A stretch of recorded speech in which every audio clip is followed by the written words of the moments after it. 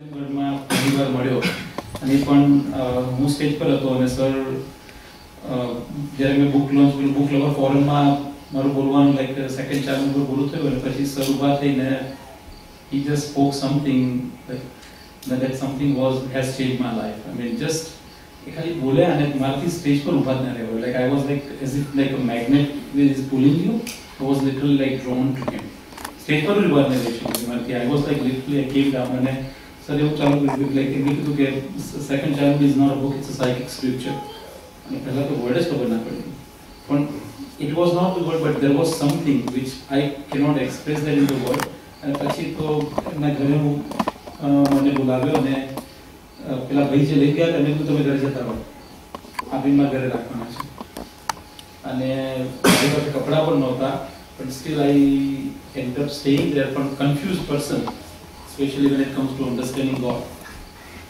Very confused. અને જે લોકો મને જાણે છે એટલા ટાઈમથી તે હોય મારું કન્ફ્યુઝન આમ બહુ રહ્યું છે અને પછી કે આપણે મળીએ છીએ પાછા હું જામનગર ટ્રેનમાં જઉં છું અને I would like to meet you. I mean ફરીથી મને સમજ્યું સર તમારે કદાચ મને સમજવામાં ભૂલ થાય છે કારણ કે જેમણે સ્વામી વિવેકાનંદને રિપ્રેઝન્ટ કરાવ્યો અમેરિકામાં at 100-year anniversary 1993 માં where there were 7,000 people and 70 scientists and philosophers they were listening to him and એમનું પેપર રિવ્યુ જ્યારે પહેલા આવ્યું અને રિવ્યુ થયું ત્યારે દલાઈ લામા chose not to speak and give away his time to Ashwitzer, and that's Ashwitzer who we are talking to.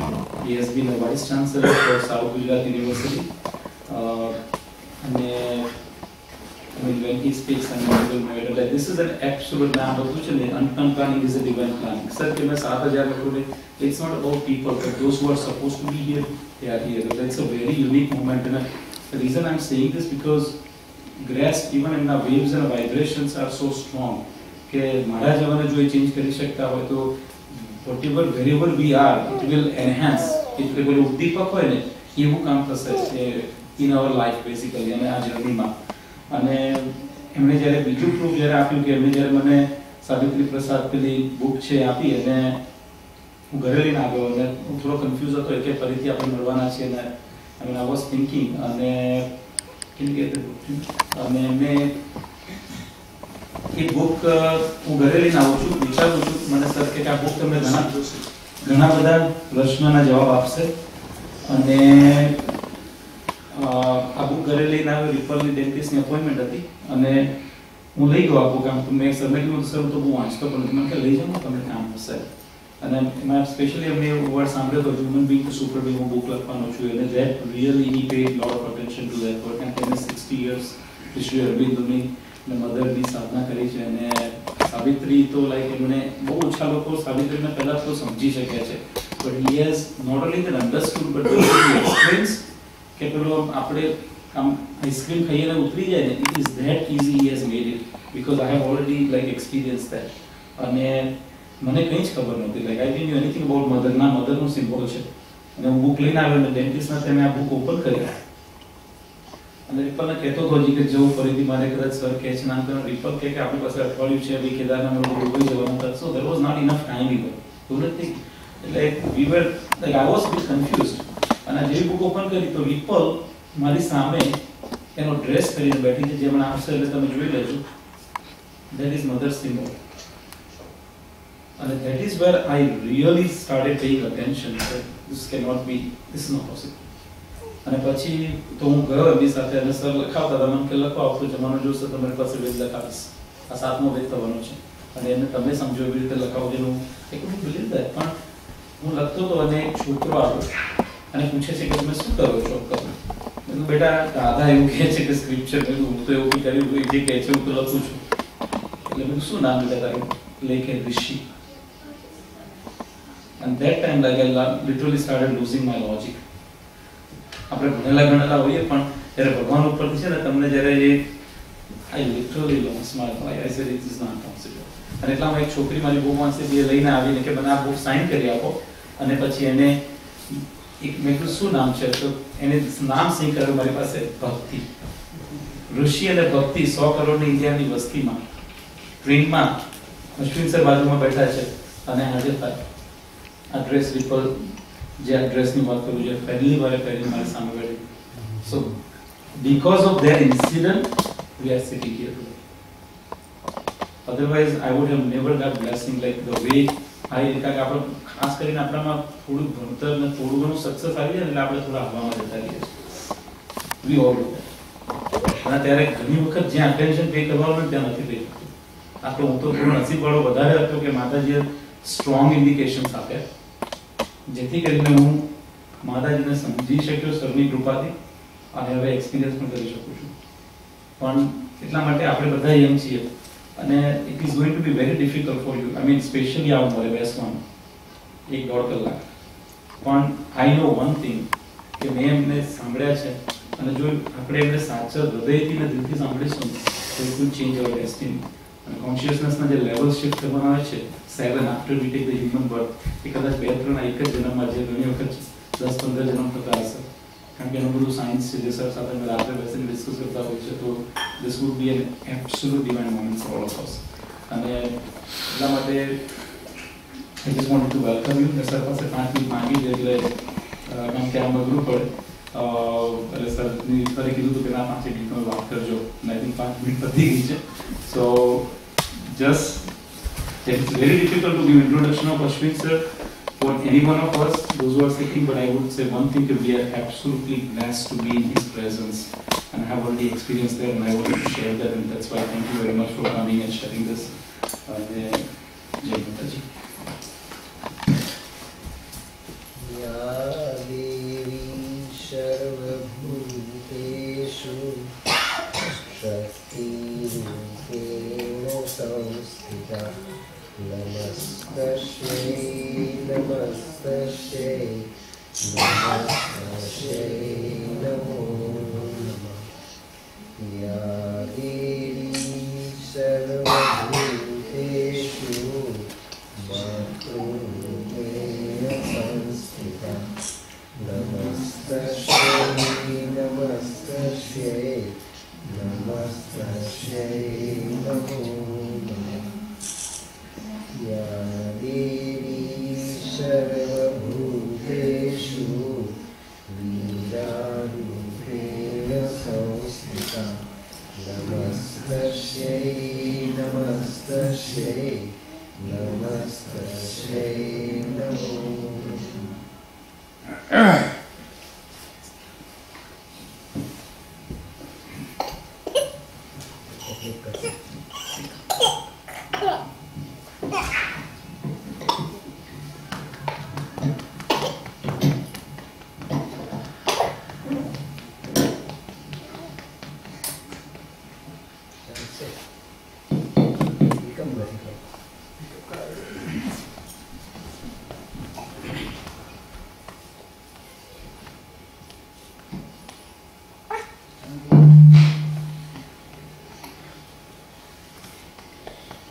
પૂજ્ય મા ભગવતી, પૂજ્ય શ્રી અરવિંદ, ડોક્ટર મનીષભાઈના આ પાવન નિવાસ સ્થાનમાં ઉપસ્થિત આદરણીય શ્રી રમણભાઈ, આદરણીય શ્રી હર્ષદભાઈ, આદરણીય શ્રી વિપિનભાઈ, આદરણીય શ્રી કાંતિભાઈ, ડોક્ટર મનીષભાઈના પિતાશ્રી ડોક્ટર ખોડાભાઈ, એની સાથેની ટીમના આપ સર્વે યુવાન ડોક્ટર્સ મિત્રો, માતાઓ અને બહેનો, નવરાત્રિના પ્રથમ દિવસે આ એક એવું પ્રતિષ્ઠાન બની ગયું કે જેમાં ડૉક્ટર મનીષભાઈને તમારી યુવાન ટીમ સાથે જીવનના એક નવા ટર્નિંગ પોઈન્ટનો અનુભવ થાય છે. આ કોઈ ચમત્કાર નથી. આ જે બુક મૂકી છે અહીંયા ઉપર, એ બુકમાં સેકન્ડ ચાઇલ્ડહુડનો ઉલ્લેખ કર્યો છે માતાજીએ. 1950 થી 1973ના વર્ષો દરમિયાન 6000 પેજીસ લખાવ્યા બધા. આમાં 13 વોલ્યુમ છે અને 13 વોલ્યુમમાં એક વોલ્યુમમાં મધરે સેકન્ડ ચાઇલ્ડહુડ શબ્દ 2 વખત વાપર્યો. આવતીકાલે જે નવા યુગની શરૂઆત થવાની, જેના મંડાણ શ્રી અરવિંદે કર્યા પોંડિચેરીની પોતાની 40 વર્ષની સાધના. ભારતની આ સ્પિરિચ્યુઆલિટી છે, આધ્યાત્મિકતા છે, જે નવા યુગને માટેનું વિજ્ઞાન છે. આ શ્રદ્ધા, અંધશ્રદ્ધા, અર્ધશ્રદ્ધાની ગતિ નથી. આપ સર્વે પૂજ્ય પાંડુરંગ દાદાના સ્વાધ્યાય પરિવાર અને સ્વાધ્યાય મૂવમેન્ટ સાથે સંકળાયેલા પરિવારજનો છો. દાદાનું જે તપ છે એ તપ પ્રગટ થઈ ગયું છે. અને દાદાનું તપ એક ગીતાજીનું તપ છે. અને ગીતાજીનું તપ જેને શ્રી અરવિંદે કૃષ્ણ કોન્શિયસનેસ કહી છે, એ કૃષ્ણ કોન્શિયસનેસ પ્રગટ થવાને માટે જઈ રહી છે. આપણે 7 દિવસ સુધી એ આચમન કરવાના છે. આ સાવિત્રીનો ગ્રંથ કોઈ અડધી શ્રદ્ધાવાળાએ, કોઈ સામાન્ય અનએજ્યુકેટેડ, અશિક્ષિત વ્યક્તિએ પોતાની ભ્રમણાઓ, પોતાની માન્યતાઓ, પોતાના અર્ધદગ્ધ વિચારોને સમાજમાં શ્રદ્ધા, અશ્રદ્ધા અને અંધશ્રદ્ધાની પુષ્ટિ થાય એ માટે પ્રગટ કરેલો ગ્રંથ નથી. વાલ્મીકીજીનું રામાયણ, વ્યાસનું મહાભારત, તુલસીદાસજીનું રામચરિત માનસ, ગ્રીક મહાકવિ હોમરનું ઓડિસી, લેટિન મહાકવિ વર્જિલનું એનિડ, અંધ મહાકવિ અંગ્રેજી સાહિત્યના મિલ્ટનનું પેરેડાઇઝ લોસ્ટ અને પેરેડાઇઝ રિગેઇન્ડ, ફારસી ભાષાના મહાકવિ થઈ ગયા ફિરદોસી, એ ફિરદોસીએ રચેલું શાહનામા, અને ઇટાલિયન મહાકવિ થઈ ગયા ડાન્ટે, એ ડાન્ટે રચેલું ડિવાઇન કોમેડિયા. આ બધા ગ્રંથો, વેદાંતના તમામ દર્શનો, ગ્રીક સંસ્કૃતિના તમામ દર્શનના ગ્રંથો, એ બધાનો મહર્ષિ અરવિંદે 14 વર્ષ સુધી ઇંગ્લેન્ડમાં પોતાના અભ્યાસકાળ દરમિયાન અભ્યાસ કર્યો છે. એમના પિતાએ 3.5 વર્ષની ઉંમર, જન્મ પછી 3.5 વર્ષની ઉંમરના બાળકને દાર્જિલિંગની કોન્વેન્ટ સ્કૂલમાં મોકલી આપ્યા. દાર્જિલિંગની કોન્વેન્ટ સ્કૂલમાં ભણ્યા. ત્યાંથી 7 વર્ષની ઉંમરે સીધા દાર્જિલિંગથી કેમ્બ્રિજ સેન્ટ પોલ સ્કૂલમાં મોકલી આપ્યા, જ્યાં ચર્ચિલ ભણ્યા, ઇંગ્લેન્ડના એક જમાનાના સૌથી બુદ્ધિમાન પ્રાઇમ મિનિસ્ટર. ચર્ચિલ જે સ્કૂલમાં ભણ્યા એ સ્કૂલમાં સેન્ટ પોલની શ્રી અરવિંદ ભણ્યા 7 વર્ષની ઉંમરથી. અને 14 વર્ષ ઇંગ્લેન્ડ રહ્યા. કેમ્બ્રિજ યુનિવર્સિટીમાં ભણ્યા, માન્ચેસ્ટર યુનિવર્સિટીમાં ભણ્યા. અને 14 વર્ષના એમના અભ્યાસકાળ દરમિયાન 22 વર્ષની ઉંમર સુધીમાં શ્રી અરવિંદને કેમ્બ્રિજ અને માન્ચેસ્ટર યુનિવર્સિટીએ ગ્રીક અને લેટિન સમેત ઇંગ્લિશ લિટરેચર સાથે 27 ગોલ્ડ મેડલ એનાયત કર્યા. ICS ફર્સ્ટ ક્લાસ ફર્સ્ટ થયા. ઘોડેસવારીનો ટેસ્ટ ના આપ્યો.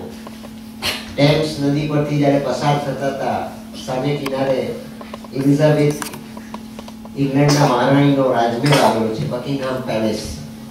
એ બકિંગહામ પેલેસનું ગ્રાઉન્ડ છે પોલો ગ્રાઉન્ડ.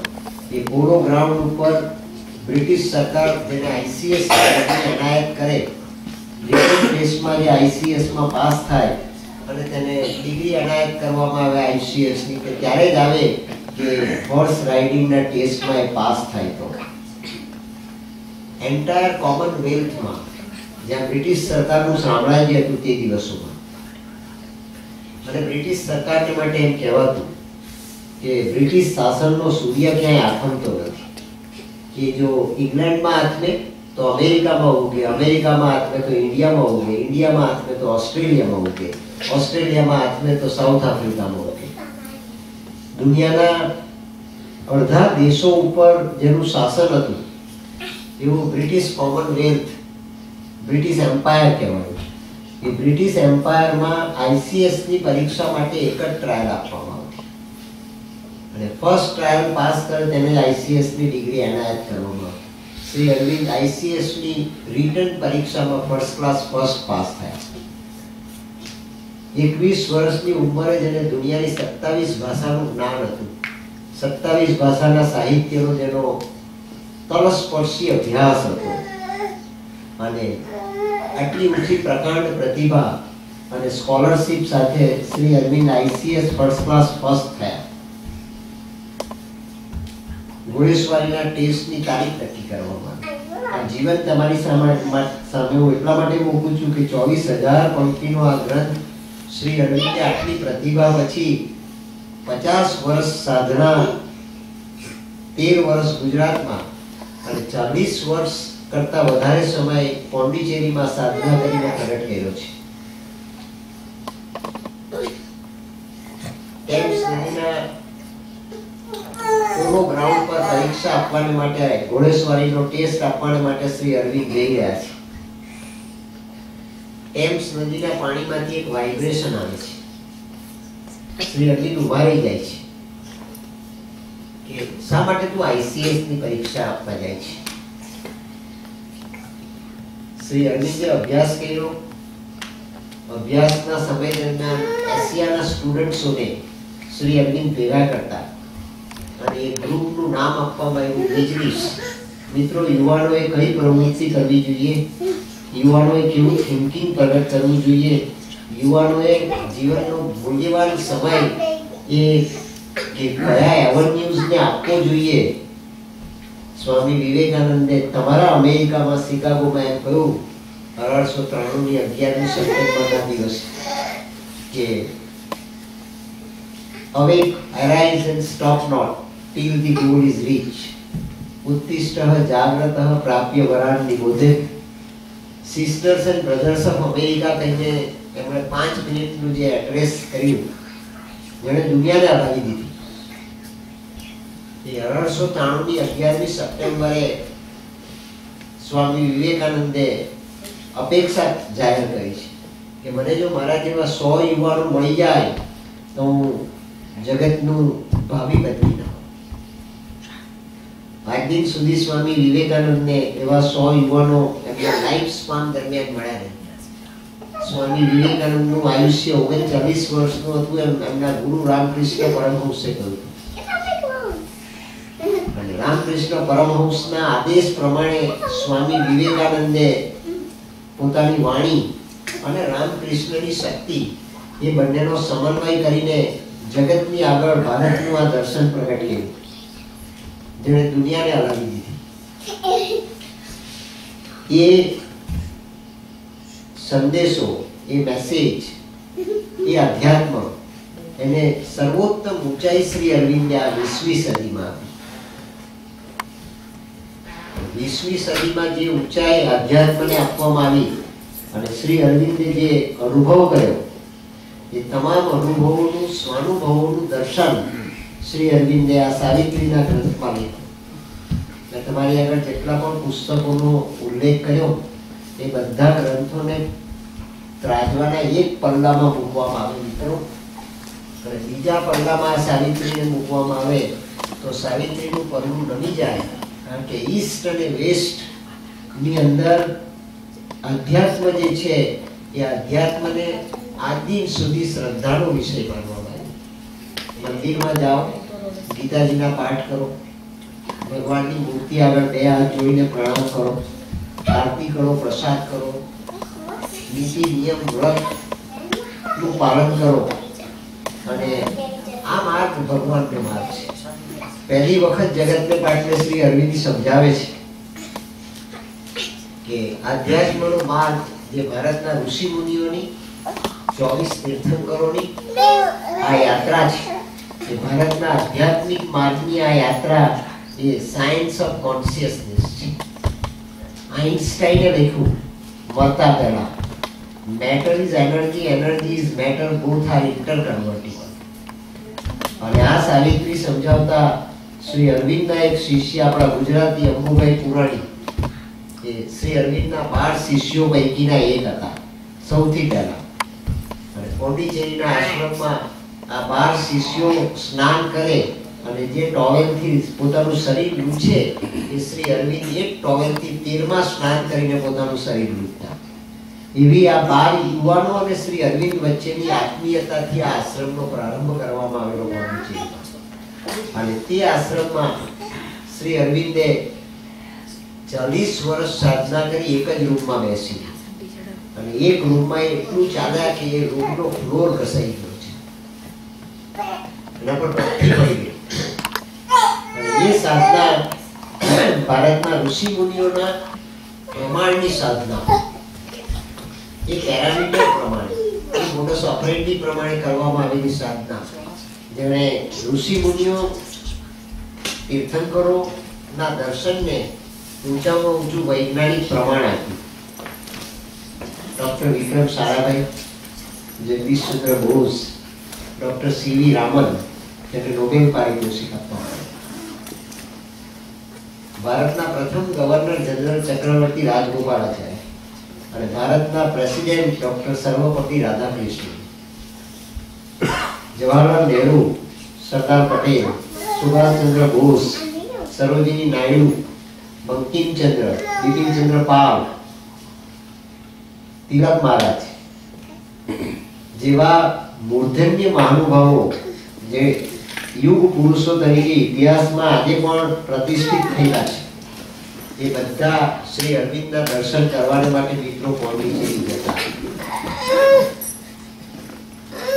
મધર અને શ્રી અરવિંદના દર્શન કરવા માટે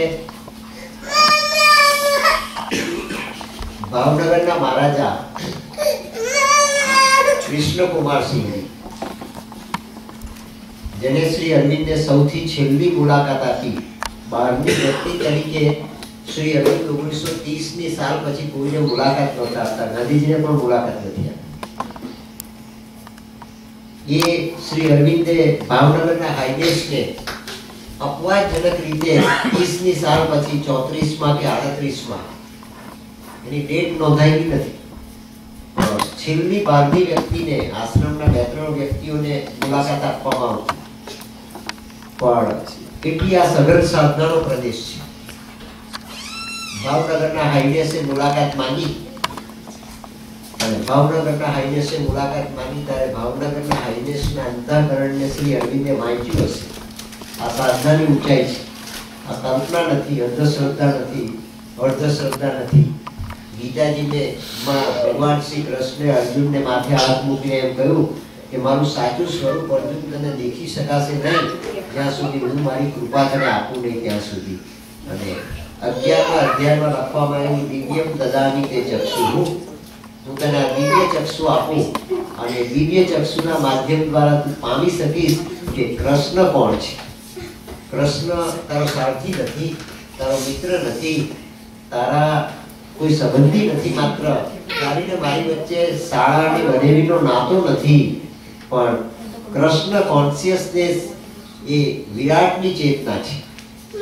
કૃષ્ણના જન્મ પહેલા દેવકીને ત્યાં દેવકીની કુખે 8મા સંતાન તરીકે મથુરાની જેલમાં કૃષ્ણનો જન્મ થયો. આપણે વાર્તા જાણીએ છીએ. એ કૃષ્ણ વર્તમાન સમયે, તે સમયે દ્વાપર યુગની સમાપ્તિ અને કળિયુગનો પ્રારંભ, એ સમયે જે કૃષ્ણ પ્રગટ થયા અને 5000 વર્ષ થયા. એ 5000 વર્ષ પહેલાના કૃષ્ણ 5000 વર્ષ પહેલા તો હતા જ, 5000 વર્ષ પહેલાના વર્ષોમાં પણ કૃષ્ણ હતા. કારણ કે શ્રીમદ ભગવદ ગીતામાં આ જ કૃષ્ણ કહે છે કે અર્જુન તું સ્વીકાર કે ઋષિઓમાં ભૃગુ ઋષિ હોય. અને ભગવાન શ્રી કૃષ્ણ પહેલા હજારો વર્ષ પહેલા ભૃગુ ઋષિ થયા. એ ભૃગુ ઋષિ પણ શ્રી કૃષ્ણ હતા. શ્રી અરવિંદ સમજાવે છે કે કૃષ્ણ પહેલાના પણ કૃષ્ણ, કૃષ્ણના સમયના પણ કૃષ્ણ, અને કૃષ્ણના સમય પછી 300 વર્ષ 400 વર્ષ પહેલા નરસિંહ મહેતાને 52 વખત મળ્યા કૃષ્ણ. મીરાબાઈને કૃષ્ણ મળ્યા, સકુબાઈને કૃષ્ણ મળ્યા, ગોરા કુંભારને કૃષ્ણ મળ્યા, મહર્ષિ અરવિંદને પણ એ જ કૃષ્ણ 1909ની સાલના મે મહિનામાં મળ્યા. એ કૃષ્ણ પછીના કૃષ્ણ, એ આખી યાત્રાને શ્રી અરવિંદ કૃષ્ણ કોન્શિયસનેસ અને મેં જગતભરમાં મિત્રો સમજાયું. આ મારી 416મી સપ્તાહ છે સાવિત્રીની મનીષભાઈને ત્યાં. દુનિયાના મેં 21 દેશમાં આ દર્શન સમજાયું. જે ગ્રંથને રવિન્દ્રનાથ ટાગોર સમજી શક્યા નહોતા, જે ગ્રંથને રોમા રોલા સમજી શક્યા નહોતા, રોમા રોલાએ આ ગ્રંથને પોતાના મસ્તક પર મૂકેલો અને માથા પર મૂકીને એમ કહ્યું હતું શ્રી અરવિંદને કે આપ મારા મસ્તક પર હાથ મૂકો, આમાંથી કાંઈ હું પામી શકું. અને ફ્રાન્સથી આવેલા ફ્રાન્સના મૂર્ધન્ય તત્વવેત્તા, જેનો વિચાર આજના જગતમાં પણ એટલો જ પ્રમાણભૂત છે, એ રોમા રોલાને માથે શ્રી અરવિંદે હાથ મૂકો ત્યારે રોમા રોલાને કંઈક સમજાયું. અને આપ જ્યારે એ પંક્તિઓ સાંભળશો તે વખતે આપને પણ ખ્યાલ આવશે કે આ કેટલી ઊંચી હાઈટનું દર્શન છે, પણ એ તેને જ પ્રાપ્ત થાય. પોંડિચેરીના મધરે fortunate are those who take plunge into the future. નસીબવંતા માણસો તે છે કે જે ભવિષ્યમાં કૂદકો મારે. અને મિત્રો, આજે પહેલે જ દિવસે તમને હું આ વ્યાસપીઠ પરથી ખાતરી આપું કે નસીબવંતા માણસો તમે છો કે આ ભવિષ્યમાં કૂદકો મારવાને માટેની યાત્રાનો આજે તમે પ્રારંભ કરી રહ્યા છો. આ એજન્ડાના 13 વોલ્યુમ છે અને તે 13 વોલ્યુમમાં એક વોલ્યુમમાં બધાને લખ્યું છે કે શ્રી અરવિંદના દર્શન પ્રમાણેની આવતીકાલ, શ્રી અરવિંદના દર્શન પ્રમાણેનો નવો યુગ, શ્રી અરવિંદના દર્શન પ્રમાણેનો આ લાઈફ ડિવાઇનનો સતયુગ, એનો પ્રારંભ થવાનો. અને એ પ્રારંભ થશે, એ મૂવમેન્ટની શરૂઆત અમેરિકન ઇન્ડિયન્સના માધ્યમ દ્વારા થશે. તમે બધા અમેરિકન ઇન્ડિયન્સ છો, born and brought up in India. By blood you are Indians, by birth or by growth you might be Americans, or by blood you are Indian definitely. બીજી પેઢી, ત્રીજી પેઢી, ચોથી પેઢી ના DNA તમારા માતા પિતાના, તમારા પૂર્વધાઓના, તમારા પૂર્વજોના ઇન્ડિયન છે. અને મધરે એ વાત આ એજન્ડાના વોલ્યુમમાં લખી છે કે અમેરિકન ઇન્ડિયન્સના માધ્યમ દ્વારા આ યુગની શરૂઆત થશે. અને સેકન્ડ ચાઇલ્ડહુડથી એના શ્રી ગણેશ મંડાયા છે. તમારો તો મિત્ર છે, માટે તમને કદાચ એ અંદાજ ન આવે. અર્જુન કૃષ્ણને નહોતો ઓળખી શક્યો, એ ઘટના મેં તમારે આગળ બતાવી. પરિચયાત અવજ્ઞા આપણા દર્શનમાં એમ કહેવામાં આવ્યું, જેની સાથે નજીકનો નાતો છે, નજીકનો સંપર્ક છે, જેની સાથે આપણી એક એફિનિટી છે, એક પ્રોક્સિમિટી છે, એને આપણે ન ઓળખી શકીએ. દીકરા જો મા બાપને ઓળખી શક્યા હોય તો એ મા બાપનું અને દીકરાઓનું બંનેનું સદભાગ્ય. ગાંધીજીને ન ઓળખી શક્યા, સરદારને ન ઓળખી શક્યા, શિવાજી મહારાજને ન ઓળખી શક્યા, ઝાંસીની રાણીએ જે દીકરાને પાછળ ભાગીને આટલી ભયંકર વોરની અંદર પણ પોતાના જાનને જોખમમાં મૂકીને લડાઈ કરી, એ ઝાંસીની રાણીના વારસદાર ઝાંસીની રાણીને ન ઓળખી શક્યા. ભગવાન કૃષ્ણના પ્રદ્યુમન અને અનિરુદ્ધના વારસદારો એ કૃષ્ણને નથી ઓળખી શક્યા. આ રિયાલિટી છે. પણ નજીકીને કારણે, ઇન્ટિમસીને કારણે આપણને રિયાલિટીનું સત્ય પકડાતું નથી. પણ જો એ પકડાઈ જાય તો આપણે જરૂર ફોર્ચ્યુનેટ બની શકીએ. અને ફોર્ચ્યુનેટ બની શકીએ એ વાત મધરે એસ્ટાબ્લિશ કરી પ્રમાણભૂત રીતે. અને શ્રી અરવિંદે પોતાની સાધના દરમિયાન આ મેટરના સાયન્સની ઉપર, મેટરના સાયન્સની એવન્યુની ઉપર સાયન્સ ઓફ કોન્શિયસનેસ પ્રગટ કર્યું. જે સાયન્સ ઓફ કોન્શિયસનેસને શ્રી અરવિંદે સાયકિક સાયન્સ કહ્યું છે. તમે તો ડોક્ટર મિત્રો છો બધા, મેડિકલ પ્રોફેશનના સારસ્વત. તમારું ચિંતન, તમારું મનન, તમારું નિધિધ્યાસન, તમારું એઝમ્પશન, તમારું પ્રિઝમ્પશન, તમારું લોજિક, તમારા ઇન્ફરન્સીસ, they are all based on your experience and scholarship. It is the scholarship that paves your path, and it is your experience that remolds your personality in the light of the knowledge that you have acquired and you are still acquiring. એવા વ્યવસાયમાં પડેલા છો. Every day you are learning something and next day tomorrow you are applying the same something to your patients and that ultimately builds up your career. એ માત્ર ને માત્ર medical સાયન્સમાં જ બની શકે. તો મેડિકલ એનાટોમી એ માત્ર મટીરિયલ એનાટોમી નથી.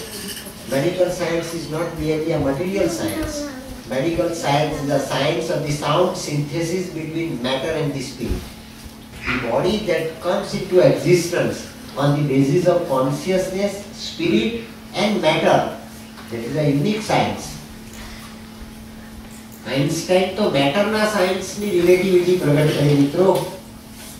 મેડિકલ સાયન્સ એ કોન્શિયસનેસના સાયન્સની પણ રિલેટિવિટી આવતીકાલે પ્રગટ કરશે. એ કોન્શિયસનેસનું સાયન્સ જેને શ્રી અરવિંદે સાયકિક સાયન્સ કહ્યું છે. મેડિકલ સાયન્સમાં સાયકિકને માટેનો અર્થ બતાવવામાં આવે છે પાગલ. પણ જે પાગલ હોય છે તેને જ ભગવાન મળી જાય છે. ડાયા માણસોને ભગવાન મળતો નથી. ડાયા માણસોને બેંક બેલેન્સ મળે, ડાયા માણસોને પ્રોપર્ટી મળે, ડાયા માણસોને સંસાર મળે, ડાયા માણસોને કહેવાતું મૃત્યુના સમયે જેનો સમાપ્તિ થઈ જાય એવું સુખ મળે. અને તે સુખની પાછળ દોડતા દોડતા આપણે આપણો જન્મ ગુમાવી દીધી. સિકંદર અલેક્ઝાન્ડર ધી ગ્રેટ કાંઈ લઈને ગયું નથી. ધીરુભાઈ અંબાણી પણ કાંઈ લઈને ગયા નથી. જમશેદજી ટાટા પણ કાંઈ લઈને ગયા નથી. બિરલા, ઘનશ્યામદાસ બિરલા જેણે પોતાની પ્રોપર્ટીમાંથી ઘણું ગાંધીજીને માટે ખર્ચ્યું, એ ઘનશ્યામદાસ બિરલા પણ ગયા ત્યારે કાંઈ લઈને ગયા નથી. દુનિયાના મંદાતાઓ રાવણ, હિટલર, ઈદી અમીન, ઓસામા બિન લાદેન આપણે જોયા, કાંઈ લઈને ગયા નથી. આપણે શું લઈને જવા? આપણે લઈને જઈ શકીએ એવું સાયન્સ શ્રી અરવિંદે પ્રગટ કર્યું છે કે આપણા સાયકિકની અંદર એ સંસ્કાર પેદા થાય. યત્ર યોગેશ્વરો કૃષ્ણ યત્ર પાર્થો ધનુર્ધર તત્ર શ્રી વિજયોર મૂર્તિ ધ્રુવાણી નીતિર મતિર મોહ. અર્જુન, તારી ને મારી પેરિટી એક છે, તારી ને મારી વેવલેન્થ એક છે, તારી ને મારી પ્રોક્સિમિટી એક છે, તારી ને મારી ફ્રીક્વન્સી એક છે. હું મારી ફ્રીક્વન્સીને જાણું છું, તું તારી ફ્રીક્વન્સીને જાણતો નથી. તો મારા સન્નિધિમાં રહીને જો તું તારી ફ્રીક્વન્સીને જાણે તો ક્રિશ્ચિયાનિટી સમાપ્ત થઈ ગઈ. નો થાય છે. તું તારી જાતને ઓળખ, અને જાત એટલે તારી એનેટોમીને ઓળખ, અને એનેટોમીને ઓળખવી એ તમારા મેડિકલ પ્રોફેશનનું પાયાનું સત્ય છે. એનેટોમી એ માત્ર ડિસેક્શન કરવાને માટેનું ફિલ્ડ નથી. એનેટોમી એ ગ્રોથને માટેનું ફિલ્ડ છે. એનેટોમી એ અસેન્ટને માટેનું ફિલ્ડ છે. માટે તુલસીદાસજીએ ગાયું, બળો ભાગ માનવું કે તને પાડવા. અનેક જન્મનું પુણ્ય પ્રગટ થાય ત્યારે આપણને માનવનો દેહ પ્રાપ્ત થાય છે. એમ નથી લખવામાં આવ્યું, તુલસીદાસે એમ નથી લખ્યું કે માનવનો આત્મા પ્રાપ્ત થાય. બળો ભાગ માનવું જે તન પાવા. તન એટલે બોડી, તન એટલે human body, and human body is the human anatomy, and the science of human anatomy is a medical science. Any reality જો આપણને ખબર પડે, રિલેટિવિટી આપણે જાણીએ છીએ, હ્યુમન બોડીની જ્યોગ્રાફી આપણે જાણીએ છીએ, જ્યોમેટ્રી નથી જાણતા. આ હ્યુમન બોડીની જ્યોમેટ્રી છે. શ્રી અરવિંદે હ્યુમન બોડીની જ્યોમેટ્રી પ્રગટ કરી. તારા હ્યુમન બોડીને તું ભગવાનનું શરીર સી રીતે બનાવી શકે?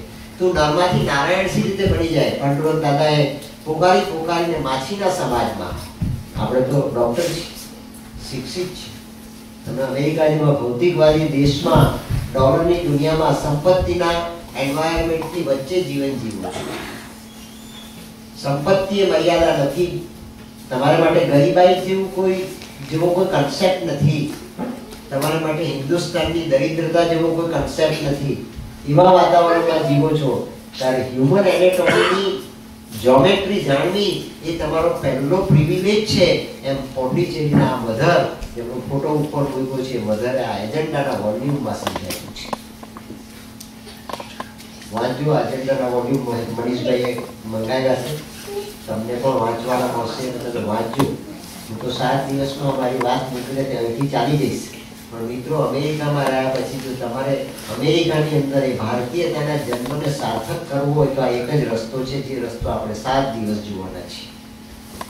પૈસા મળશે, સંતતિ મળશે, સંપત્તિ મળશે, પુત્રો મળશે, પરિવાર મળશે, પણ પરમાત્માએ સંચિત કરેલો જે આ માનવ જન્મનો હેતુ છે એ હેતુ આત્મસાત ન થાય તો આ જન્મ વ્યર્થ જશે. અને કોઈ કાઠિયાવાડની ધરતી પર જન્મ લીધેલા સાધુ સંતો મહંતોએ આ વાણી જગતભરમાં પ્રગટ કરી. સૌરાષ્ટ્રે સંતોની ધૂમ છે. અને ભાવનગર તો સંસ્કૃતિનું સેન્ટર છે. મને મનીષભાઈ કહ્યું કે અહીંયા ભાવનગરનું બહુ મોટું ગ્રુપ છે અને ભાવનગર એ સંસ્કૃતિનું સેન્ટર છે. અને માટે કૃષ્ણકુમારસિંહજી મહારાજા ભાવનગરના હાઈનેસ 37ની સાલમાં શ્રી અરવિંદને મળવાને માટે ગયા. હાઈનેસ જાણતા નહોતા એવું નહીં, જાણતા હતા કે શ્રી અરવિંદ કોઈને મુલાકાત આપતા નથી. કારણ કે ભાવનગરના નવીનભાઈ દોશી, તારાબેન જેવા આખા ને આખા પરિવારો પોંડિચેરી માતા તે વખત. તે છતાં હાઈનેસ પહોંચ્યા. પાટણના હતા ચંપક દાદા, જે શ્રી અરવિંદના અને મધરના 70 વર્ષ સુધી સેક્રેટરી રહ્યા. જેને માતાજી એમ કહ્યું કે Champaklal you are my lion, અને શ્રી અરવિંદે એમ કહ્યું આટલી કક્ષાની મેઘાવી પ્રતિભા એ શ્રી અરવિંદે પોતાના આજ દિન સુધીના 2200 સાધકો પૈકીમાંથી કોઈને આ શબ્દ કહ્યો નથી. એ શ્રી અરવિંદે ચંપક દાદાજીને એમ કહ્યું કે Champaklal you are my demigod. Champaklal you are my demigod. આ પણ ગુજરાતી. આપણે 7 દિવસમાં જોઈશું. આ બોડીની જ્યોમેટ્રી છે મિત્રો, એનેટોમી નથી. હાઈનેસ મળવા ગયા શ્રી અરવિંદે. શ્રી અરવિંદે મુલાકાત આપી. નલિનતા કરીને શ્રી અરવિંદના તે સમયે સેક્રેટરી હતા, પણ પોસ્ટમેનનું કામ કરતા.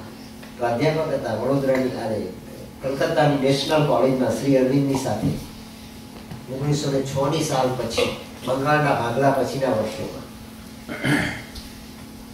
એ નલિનદાને માટે માતાજીએ પાછળથી એમ કહ્યું કે તું એલિઝાબેથની ફર્સ્ટના સમયની અંદર શેક્સપિયર હતો. આ હાઈટનું તે વ્યક્તિત્વ એ શ્રી અરવિંદના પોસ્ટમેન તરીકેનું કામ કરતા. નલિનદાને ભાવનગરના કૃષ્ણકુમારસિંહજી મહારાજાએ વિનંતી કરી કે મારે 2 મિનિટનો સમય જોઈએ છે. અને નલિનદાએ શ્રી અરવિંદ અને મધરને પૂછીને કૃષ્ણકુમારસિંહજીને સીધા શ્રી અરવિંદના રૂમમાં જવા માટેની પરમિશન આપી. આ ઇતિહાસ છે મિત્રો, અમિતાભ બચ્ચનની ટીવી સિરિયલની વાર્તા નથી. ભારત ભ્રમિત છે, પણ આ ડિસિપ્લિન વાળા, સંપત્તિ વાળા, શિસ્તબદ્ધ દેશમાં જ્યાં હ્યુમન લોજિક એક પેરામીટર છે, ઇન્ટેલેક્ચ્યુઅલ એનાલિસિસ એક સ્ટાન્ડર્ડ છે, ઇન્ટેલેક્ચ્યુઅલ રિસેપ્ટિવિટી એ રિયાલિટી છે, એવા દેશમાં તમે રહો છો. તમારું ઉત્તરદાયિત્વ આ પચાવવાનું છે. જ્યાં રામાયણ, મહાભારત, શ્રીમદ ભગવદ ગીતા સમેતનું આખું દર્શન શ્રી અરવિંદે આ એક જ 24,000 પંક્તિના ગ્રંથની અંદર સુપેરે પ્રગટ્યું છે. 20મી સદીનું આ એક જ મહાકાવ્ય લખાયું. અંગ્રેજી ભાષા, હિન્દી, સંસ્કૃત, ગુજરાતી, દુનિયાની French, German, Spanish, Scandinavian, Greek, Latin, Japanese અને ચાઇનીઝ, જર્મન, આ બધી લેંગ્વેજોમાં જેટલું સાહિત્ય રચવામાં આવ્યું, 20મી સદીમાં દુનિયાની આ કોઈ પણ ભાષાની અંદર મહાકાવ્ય રચાયું નથી. 20મી સદીમાં એક જ મહાકાવ્ય રચાયું, અને તે મહાકાવ્ય મહર્ષિ અરવિંદે ઇંગ્લિશમાં રચ્યું. બરોડાથી પ્રારંભ કર્યો અને પોંડિચેરીમાં એની પરિપૂર્ણતા કરી, જે આપણને હ્યુમન બોડીની એનેટોમી સાથે હ્યુમન બોડીની જ્યોમેટ્રી સમજાવી. કન્સેપ્ટ ઘણા અઘરા છે, બનશે એટલા ઇંગ્લિશ ગુજરાતીમાં તમારી સાથે હું ચર્ચા કરીશ, પણ તમે એને યાદ રાખવાનો પ્રયાસ કરજો વિથ ફૂલ કોન્સન્ટ્રેશન. તો આપણને આવતીકાલ જીવવાની મજા આવશે. આપણી આ નવી પેઢી છે ને, જે અત્યારે અવાજ કરે છે, એ આ દિવસ જોવાના છે, માટે તમારે આવેલા છે. તમારે ત્યાં એ લોકો એટલા માટે આવ્યા છે કે આવતીકાલની આ ઉષાના ઉદયને તે જોવાના છે, જે ઉષાના ઉદયમાં સાવિત્રીની પહેલી નીતિનો પ્રારંભ થાય છે. મહારાજાને મુલાકાત આપી અને ભાવનગરના હાઈનેસ ઉપર ગયા. ઉપર જઈને શ્રી અરવિંદે સોફાચેર મુકાવી. હાઈનેસ છે ભાવનગરના અને એક સમર્પિત રાજવી છે, સંસ્કાર નગરીનો રાજવી છે. કોઈ કાઠિયાવાડના કુમારનો રાજા નથી, જેની પાસે વેલ્યુઝ છે.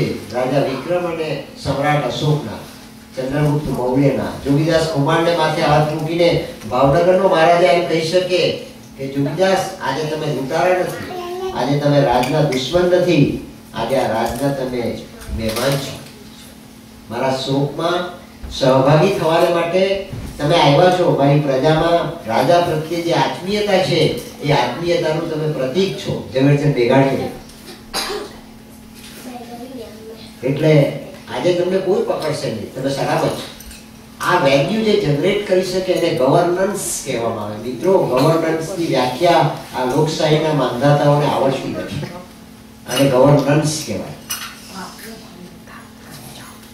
અને જોગીદાસ કુમારને જવા દીધા, જેના માથાને માટે મોટું ઇનામ જાહેર કરેલું ભાવનગરના હાઈનેસ.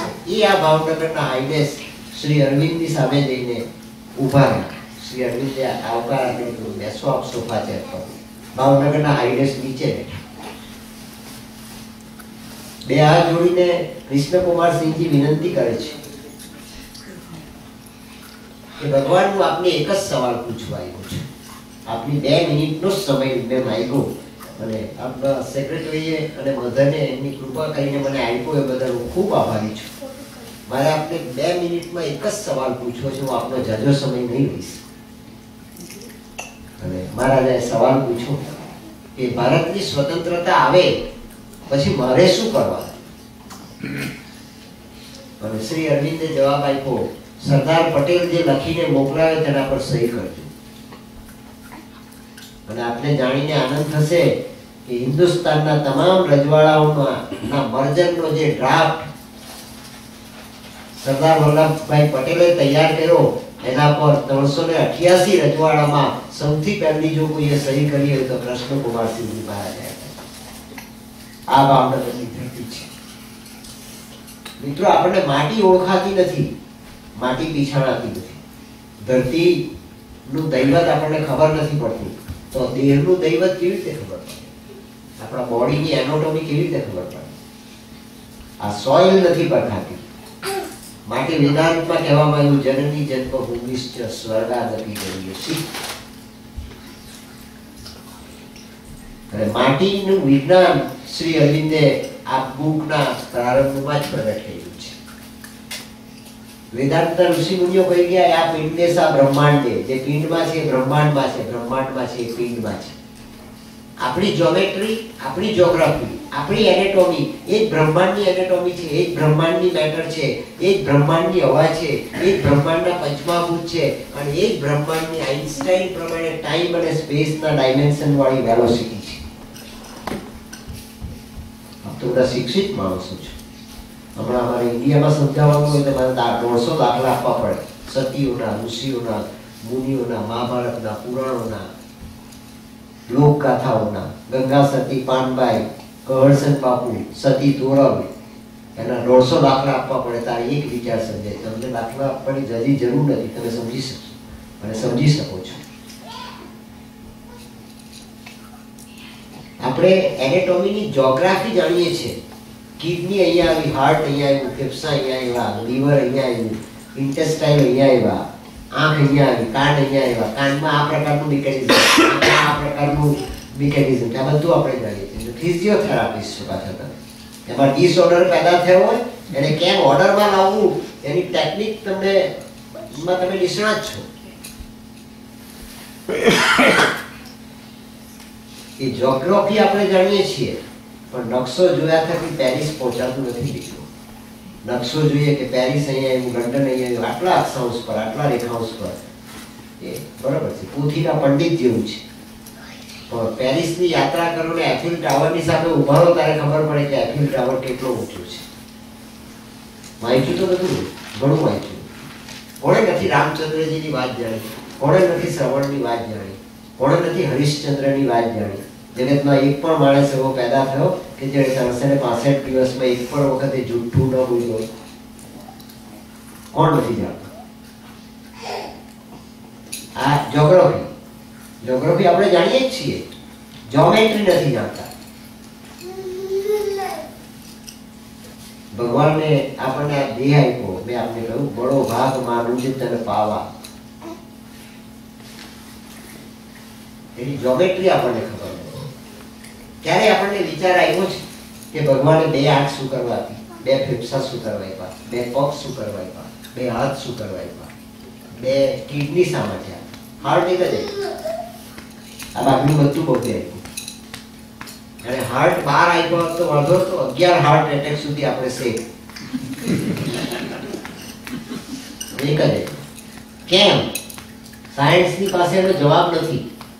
અને 2 આંખ આપી તો આપી એણે, પણ તને 2 આંખમાંથી એક આગળ આપ્યો ને એક પાછળ આપ્યો તો વાંધો હતો? પાછું વળીને જોવાની જરૂર નહીં પડતી. અને જીવનમાં એક પણ માણસ એવો નથી કે જે પાછું વળીને જોવામાં ભૂલ નહીં કરતો.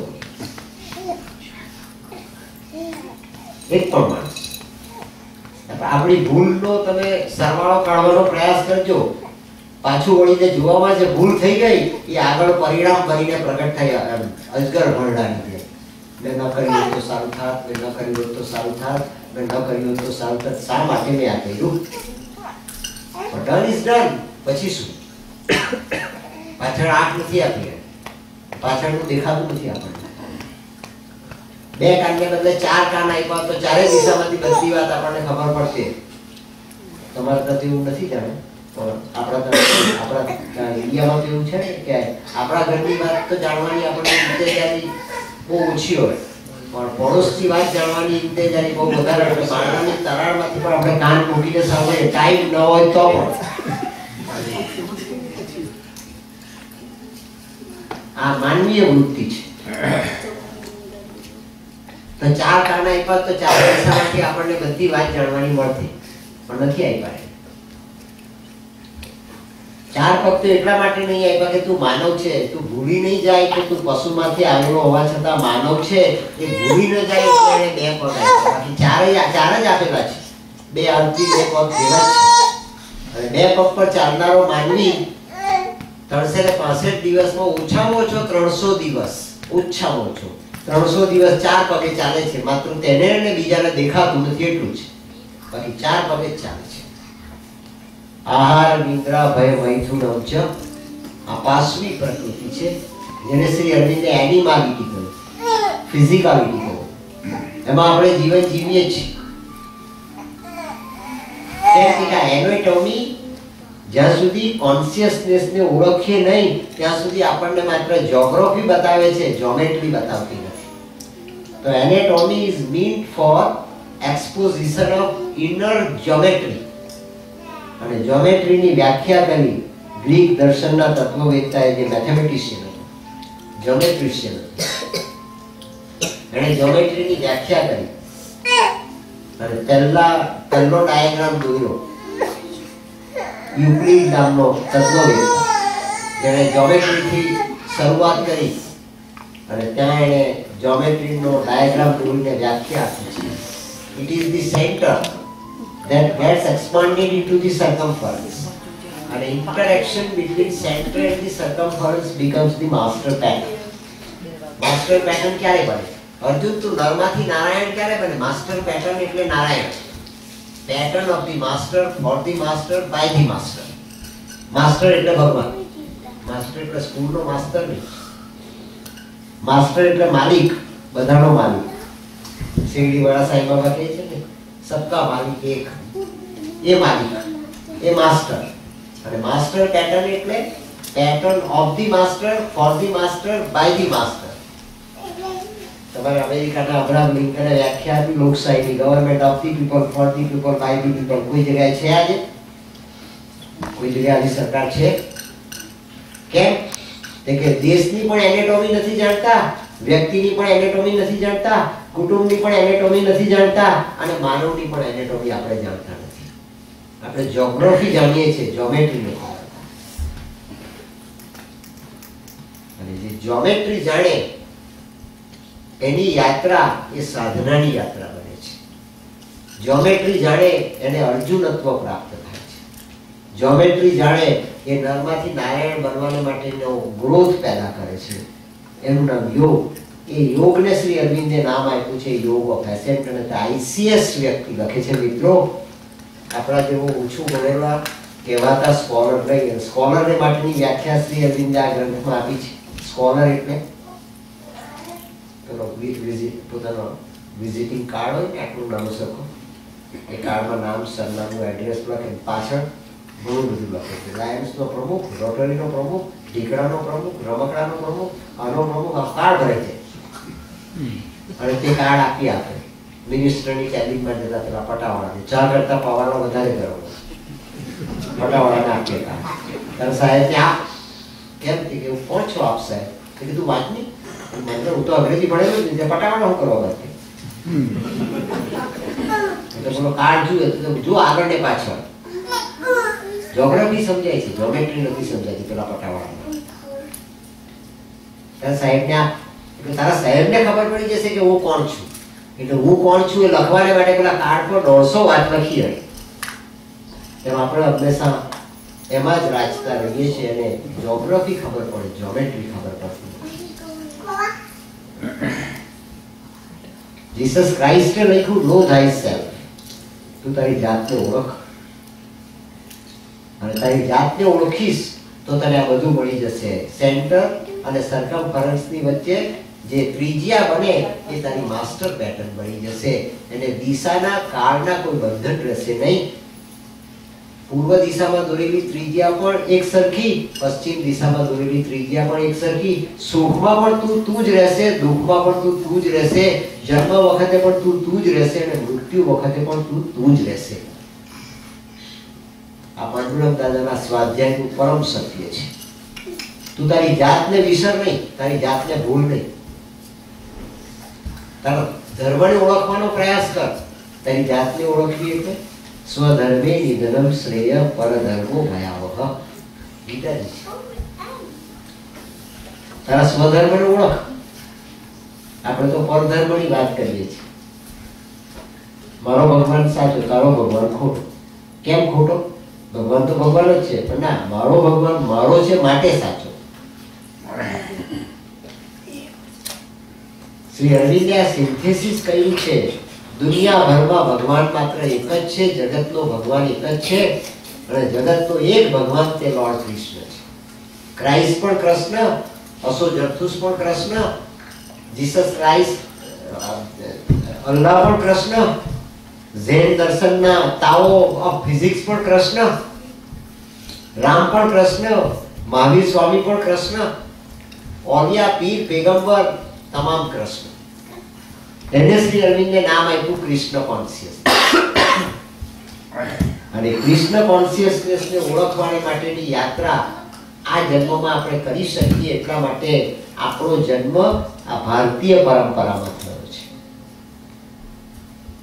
આ વાત શ્રી અરવિંદને ટેમ્સ નદીમાં જે વેવ્સ આવ્યું એ વેવ્સે સમજાવ્યું.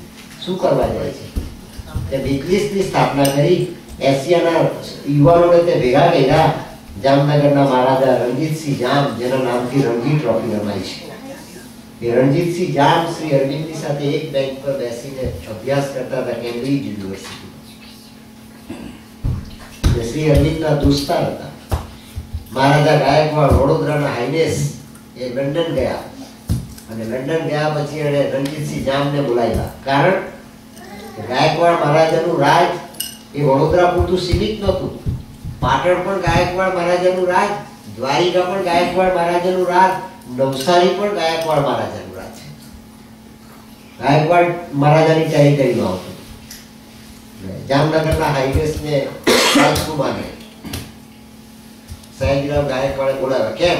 કે દ્વારિકાધીશના દર્શન કરવાને માટે વડોદરાથી કોઈ રાજઘરાનાના રાજમાતા, મહારાણી, રાજકુમારી, રાજકુમાર ગમે તે જાય, એને દ્વારિકા જવાને માટે વાયા જામનગર જ જવું પડે. અને વાયા જામનગર જાય, જામનગર સ્પીડની સાથે મહારાજા સયાજીરાવ ગાયકવાડને ઘણો ગૌરવ હતો. એટલે શ્રી અરવિંદ પણ જ્યારે દ્વારિકા જતા વડોદરાના મહારાજાના સેક્રેટરી તરીકે, ત્યારે તે વાયા જામનગર જતા. અને વાયા જામનગર જતા એમાં બે કારણ. એક કારણ મહારાજાના સેક્રેટરી તરીકે મહારાજાના ઘરોબાવાળા રાજમહેલમાં અને રાજમાં થઈને જવાનું, અને બીજું રણજીતસિંહ જામ એ શ્રી અરવિંદની સાથે એના સહપાઠી અને સ્વાધ્યાયી હતા Cambridge University. Sayajirao Gaekwad London પહોંચ્યા. એની એક સર્ચ હતી, શોધ હતી કે મારા રાજનો વહીવટ કરી શકે એવો મારો સર્વશ્રેષ્ઠ દિવાનને શોધવો. અને કેવો દિવાન? જે બ્રિટિશ સરકારને એની ભાષામાં જવાબ આપે, એવું ડિપ્લોમેટિક ભાષા વાપરીને જવાબ આપે જેથી મારું રાજ જોખમાય નહીં, મારા રાજ્ય ખાલસા કરવાને માટેનો પ્રશ્ન પેદા ન થાય, અને મારા રાજની અને મારી પ્રજાની સ્વતંત્રતા આવે ત્યાં સુધી અકબંધ રહે. એટલે રણજીતસિંહ જામને બોલાવ્યા લંડનમાં. મહારાજા જે હોટલમાં ઉતરેલા ત્યાં કે તું એવો કોઈ સ્કોલર શોધી લાવ કે જે સ્કોલરને હું મારો દિવાન બનાવું. યુવાન માણસની મારે જરૂર છે, તું એવો શોધી લાવ તો તેનામાં આ ક્વોલિટીઝ હોવી જોઈએ. તો અભણ રાજની છું. મહારાજા ગાયકવાડ અભણ રાજા હતા, ભરવાડના દીકરા હતા. પ્રતાપસિંહ રાવ ગાયકવાડ નિસંતાન રાજા હતા, અને પોતાના વારસદાર તરીકે એને પોતાના વતનના પ્રદેશમાંથી પોતાના ભાયાતોના દીકરાને બોલાવેલા વડોદરામાં. અને એ દીકરાઓને બોલાવીને પૂછ્યું, ઇન્ટરવ્યુ લીધો. પ્રતાપસિંહ રાવ ગાયકવાડે, સયાજીરાવ ગાયકવાડના પિતા, જે ગાદી પર વારસદાર તરીકે બેઠા, જેટલા પણ યુવાનો આવ્યા એ યુવાનોને પૂછ્યું કે તમે શા માટે અહીંયા આવ્યા? બધા પોતાની રીતે જવાબ આપ્યો. બધા ભાયાતના દીકરાઓ હતા. સયાજીરાવ જ્યારે પ્રતાપસિંહરાવ ગાયકવાડની સામે જવાબ આપવાને માટે ઊભા રહ્યા ત્યારે એમની 14 વર્ષની ઉંમર હતી. અને 14 વર્ષની ઉંમરના સયાજીરાવ ગાયકવાડ જ્યારે જવાબ આપવાને માટે પ્રતાપસિંહરાવ ગાયકવાડ આ જ લક્ષ્મી વિલાસ પેલેસ ત્યાં આવીને ઊભા રહ્યા તે વખતે પૂછ્યું કે આપ શા માટે મારી સમક્ષ આવ્યા? 14 વર્ષની ઉંમરના સયાજીરાવ ગાયકવાડે જવાબ આપ્યો તો, મિત્રો તમે જે સિંહાસન પર બેઠા છો ને એ સિંહાસન પર બેસવાને માટે હું આવ્યો છું. તે રાજા બન્યા મહારાજા સયાજીરાવ ગાયકવાડ તરીકે. આની શોધ હતી. અને એવો દિવાન શોધી લાવ રણજીતસિંહ જામને કહ્યું. રણજીતસિંહ જામના કયા થકી સયાજીરાવ ગાયકવાડ નો આદેશ લઈને રણજીત જામે પોતાની સાથે બેસતા, પોતાની સાથે વાર્તાલાપ કરતા શ્રી અરવિંદને શોધ્યા. એની નજર શ્રી અરવિંદ પર ઠરી અને શ્રી અરવિંદને લઈને મહારાજા ગાયકવાડની હોટેલમાં અને ત્યાં આવ્યા તે વખતે ગાયકવાડ મહારાજાએ પૂછ્યું કે મારા રાજમાં 3 સર્વશ્રેષ્ઠ topmost first class first gazetted post છે. ICS ની પરીક્ષામાં ફર્સ્ટ ક્લાસ ફર્સ્ટ પાસ થઈ ચૂકેલા છે શ્રી અરવિંદ. એક ન્યાય મંદિરના ન્યાયમૂર્તિ, બીજા મેં બનાવેલી બરોડા કોલેજના પ્રિન્સિપાલ, અને ત્રીજા મારા દિવાન. આ 3 જગ્યામાંથી આપને જે જગ્યા પર આવવું હોય તે જગ્યા પર આવો, પણ આપ મારા રાજની સેવા કરવાને માટે આવો એમ વડોદરાના હાઈનેસે હોટેલની અંદર શ્રી અરવિંદને 2 હાથ જોડીને વિનંતી કરી છે. રણજીતસિંહ જામ અને બીજા અંગ્રેજ હતા, એની સમજાવટથી શ્રી અરવિંદને ત્યાં બરોડા આવવાનું સ્વીકાર્યું. 1893ની સાલ, જે સમયે સ્વામી વિવેકાનંદ અમેરિકાના શિકાગોમાં આવ્યા બોસ્ટન થઈને, એ જ 1893ની સાલમાં શ્રી અરવિંદની સ્ટીમર એ મુંબઈના ગેટવે ઓફ ઇન્ડિયામાં દાખલ થઈ. શ્રી અરવિંદ અને સ્વામી વિવેકાનંદ એકબીજાને મળ્યા નથી મિત્રો, પણ રામકૃષ્ણ પરમહંસે આપણે બોડીની જ્યોમેટ્રી સમજવાને માટેનો માર્ગ શોધીએ છીએ. અને આ વાસ્તવિક ઘટનાઓ, આ દ્રષ્ટાંત નથી, આ કોઈ કથાનકની, કોઈ પંચતંત્ર અને હિતોપદેશની, વિક્રમ રાજાની 30 પૂતળીની વાર્તા નથી.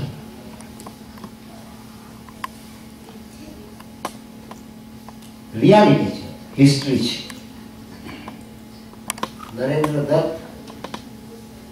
કલકત્તાની કોલેજમાં અભ્યાસ કરતા.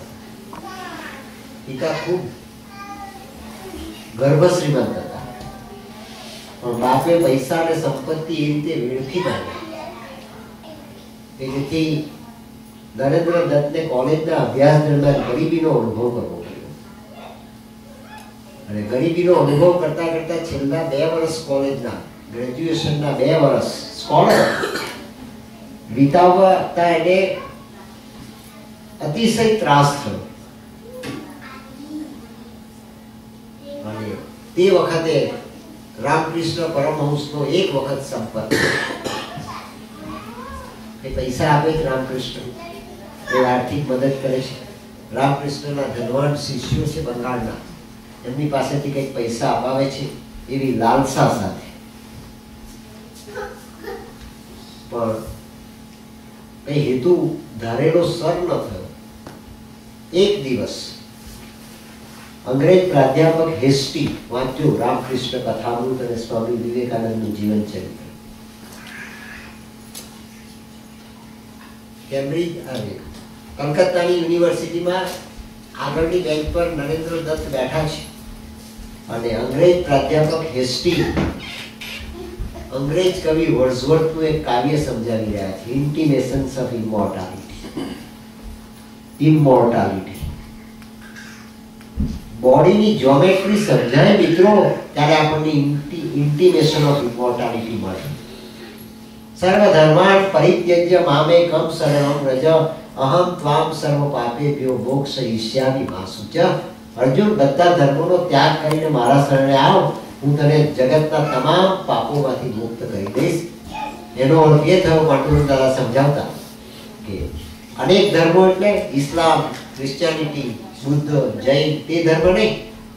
મનના સંકલ્પ વિકલ્પો, મનની વિકૃતિઓ, મનના દૂષણો, રાગ, દ્વેષ, કામ, ક્રોધ, મદ, મત્સર, માયા, મમતા, અહંકાર, ઘમંડ, પાખંડ, આ બધા મનની વિકૃતિઓના જે વિધર્મો છે એ છોડીને અર્જુન તું મામેકમ શરણમ વ્રજ, મારા એકલાને શરણે આવ. અહમ ત્વામ સર્વ પાપેભ્યો મોક્ષયિષ્યામિ મા શુચ.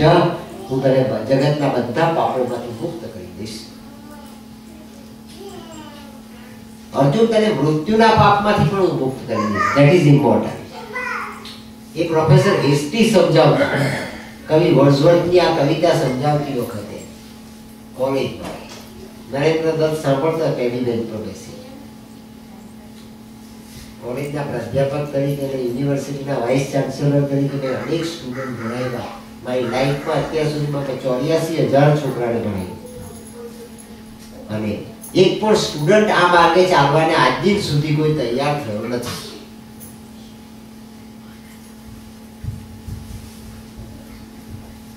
સ્વામી વિવેકાનંદનો જ આ પ્રોબ્લેમ નહોતો. આ ઘરે ઘરની ગાથા છે. યુવાન આ માર્ગે દોરાય ને એ જગતનો બહુ મોટો અપવાદ છે. એમાંથી સ્વામી રામતીર્થ પેદા થાય, એમાંથી વિવેકાનંદ પેદા થાય, એમાંથી જ્ઞાનેશ્વર પેદા થાય, એમાંથી ચૈતન્ય મહાપ્રભુ પેદા થાય, એમાંથી તેનસિંગ પેદા થાય, એમાંથી હિલેરી પેદા થાય, એમાંથી મધર ટેરેસા પેદા થાય, એમાંથી પદ્માવતી પેદા થાય, એમાંથી બુદ્ધ પેદા થાય.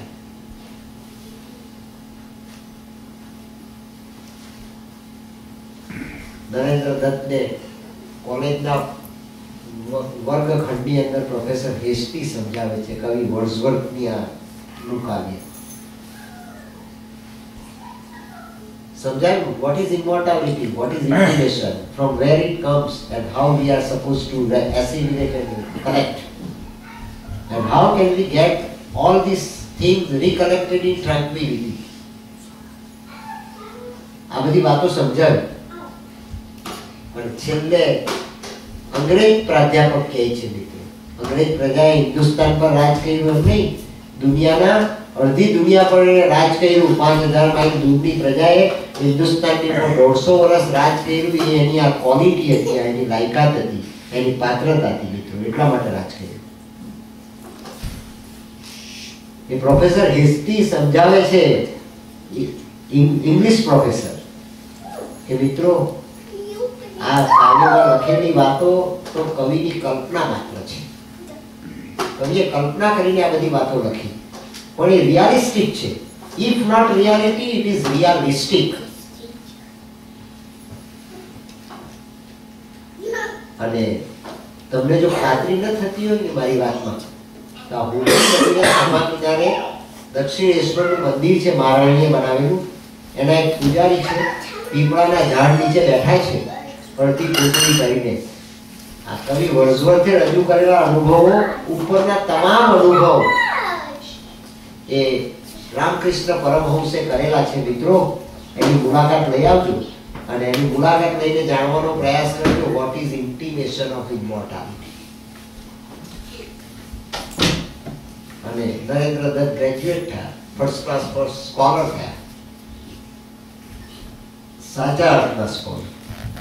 થોથાને ચોપડા લખનાર સ્કોલર નહીં. આજે તો પસ્તીમાં જાય અડધો કલાક પછી એવા થોથા લખનારાઓનો એટલો મોટો વર્ગ છે કે બહુ મોટી જમાત છે આદિ. અને માટે યુવાનોને દિશા નથી મળતી મિત્રો. Email, internet, computer, mobile, informatics technology એને કારણે વાંચવાનું બંધ થઈ ગયું. આવતીકાલે નવી પેઢી વાંચવાની નથી. આ થોથા બધા પસ્તીમાં જવા, એ કોઈ વાંચશે નહીં. એને તો રેડીમેડ ફોર્મ્યુલા જોઈએ. કોઈ કોડ તમે આપી દો, કોઈ ચિપ્સ તમે આપી દો.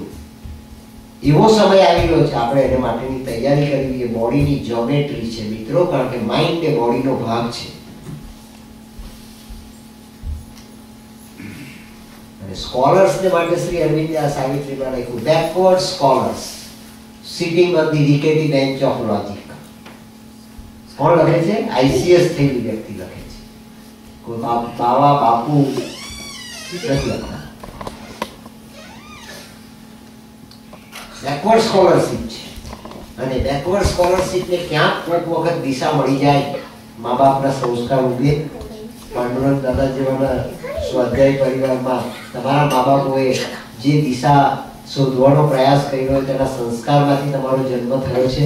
તો તમારા કોઈ પાવન સંસ્કાર, કોઈ પાવન ઘડીએ જાગે.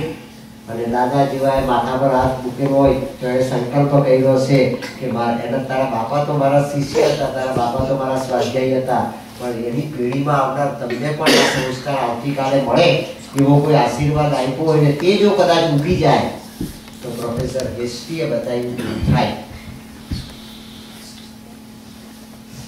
નરેન્દ્ર દત્ત ગ્રેજ્યુએટ થઈ ગયા, ફર્સ્ટ ક્લાસ. ભારતનું પરિક્રમણ કરવા નીકળ્યા. આખા હિન્દુસ્તાનની પરિક્રમા કરી એને પગે ચાલીને. ગુજરાતમાં ડુંગળીમાં પણ આવ્યા હતા અને નડિયાદમાં પણ આવ્યા હતા. ત્રાવણકોર પણ ગયેલા, અલવર પણ ગયેલા, રાજસ્થાનમાં પણ ગયેલા, કાઠિયાવાડમાં પણ ગયા. કેમ ગયા? પર્યટન કરવા માટે નહીં, કેદારનાથની યાત્રા કરવા માટે નહીં. આજે તો કૈલાસ માનસરોવરની યાત્રા કરવા માટે જાય પેલા 25 વર્ષના મા બાપના પૈસે. હનીમૂન કરવા માટે જાય, યાત્રા કરવાની, પિકનિક કરવા માટે જાય. આ યાત્રા નથી. આ ખરેખર પરિક્રમા કરવા નીકળો યુવાન ભારતનો. ઇતિહાસનું પાત્ર નથી, 19મી સદીની રિયાલિટી છે. હિમાલયમાં ફરે છે. 100 વર્ષ, 150 વર્ષ, 200 વર્ષ, 250 વર્ષના યોગીઓ હિમાલયની કંદરામાં બેઠેલા છે. આજે પણ છે. તેને મળે છે અને બધાને એક પ્રશ્ન પૂછે છે કે ભગવાન જોયો છે? અને બધા જવાબ આપે છે, backward scholar sitting on the rickety bench of logic. બધા જવાબ આપે છે કે અમે ભગવાનને જાણીએ છીએ, જોયો નથી. ટીવી પર આપણે આસ્થા ચેનલ પર ને સંસ્કાર ચેનલ પર ને બીજી 150 ચેનલ પર આવે છે ને બધા પરમ પૂજ્ય ધર્મ ધુરંધર 1008 મહામંડેશ્વર. તમારી શ્રદ્ધા એટલે તૂટે છે. ને તમારી શ્રદ્ધા તૂટે તો કદાચ તમે તો કામ કરો યાર, દેશની અંદર વર્ક કરવું પડે, તમારે મહેનત કરવી પડે, દોડાદોડી કરવી પડે. નો ટાઈમ. હું જોઉં છું મનીષભાઈ, અમે તો સૂઈએ છીએ આરામથી ઉપર, એ દોડાદોડી કરે છે, ફરે છે અહીંયા અહીંયા. અને અમારે ત્યાંના યુવાન શું કરે છે? આ બધા પરમ પૂજ્યના વિશ્રામ બેસી, માંડવા બેસી તાળી પાડે, બહેનો લસણ છોડે, તુવેર સિંગ ફોલે અને માંડવા બેસીને તાળી પાડે. કેમ કે મોક્ષ થઈ જવાનો, 7 દિવસ પૂરા થશે એટલે આપણો મોક્ષ થઈ જવાનો.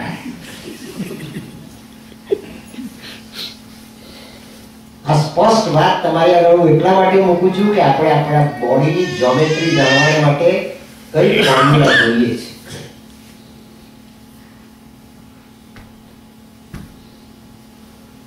અને તે ફોર્મ્યુલા શોધવાને માટે સ્વામી વિવેકાનંદ નીકળ્યા.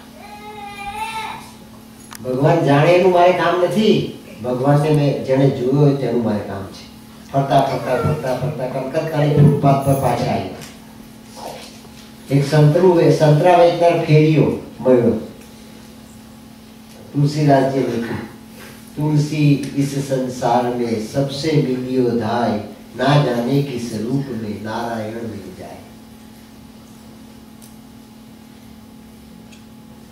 બુદ્ધિશાળી માણસ છે માટે આપણને માર્ગદર્શન આપશે, આપણું કાઉન્સિલિંગ કરશે. તમારા ત્યાં એવું ચાલે છે. આપ અમારે ત્યાં પણ આવી અહીંનો વાત ત્યાં જ આવે, વાયા પેરિસ, વાયા લંડન, વાયા ન્યુયોર્ક જે આવે એ રિયાલિટી.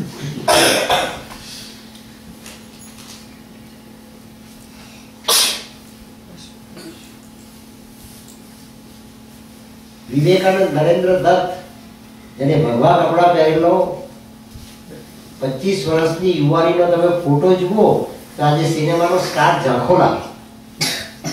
વગર લાલી લિપસ્ટિક, કોસ્મેટિક, બ્યુટી પાર્લરમાં ગયા વગરનું સ્વામી વિવેકાનંદનું વ્યક્તિત્વ તમને સિનેમાના સ્ટાર કરતા અતિશય અદ્ભુત અને આહલાદક લાગે. એ નરેન્દ્ર દત્ત એને ભગવા કપડા નહોતા પહેરાતી વખત, કોલેજમાંથી ફર્સ્ટ ક્લાસ ગ્રેજ્યુએટ થઈને બહાર આવેલા નોલેજેબલ વ્યક્તિત્વ.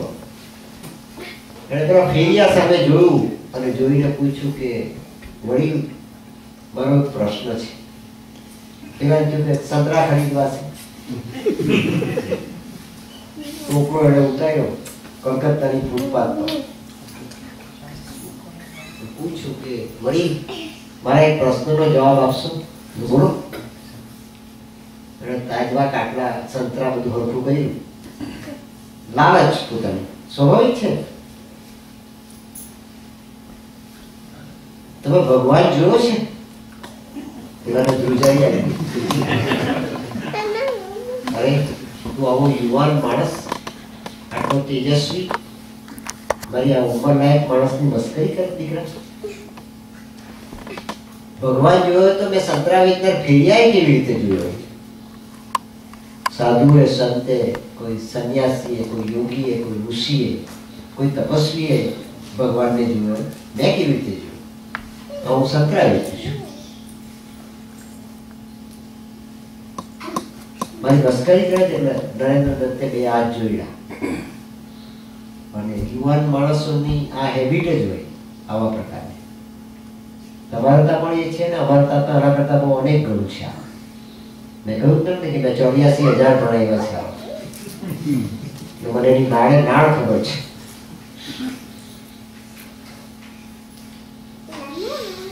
વળી હું તમારી મસ્કરી નથી કરતો. તો ગંભીરતાપૂર્વક તમને પ્રશ્ન પૂછ્યો ને અનેક સાધુ મહંતોને અને સંતોને પણ આ પ્રશ્ન પૂછ્યો, મને કોઈએ જવાબ નહીં આપ્યો. ત્યારે મેં તરણોપાય તરીકે તમને આ પ્રશ્ન પૂછ્યો. અને જો કદાચ આપની અપમાન થયું કે અવહેલના થઈ તો માફ કરજો, હું તમારી માફી માંગુ. ફેરી જતો રહ્યો આગળ 50 ડગલા. ફેરિયાના મનમાં બીજો વિચાર આવ્યો. અને મિત્રો, સાયકોલોજી એમ સમજાવે છે કે first thought is fancy and second thought is a real thought.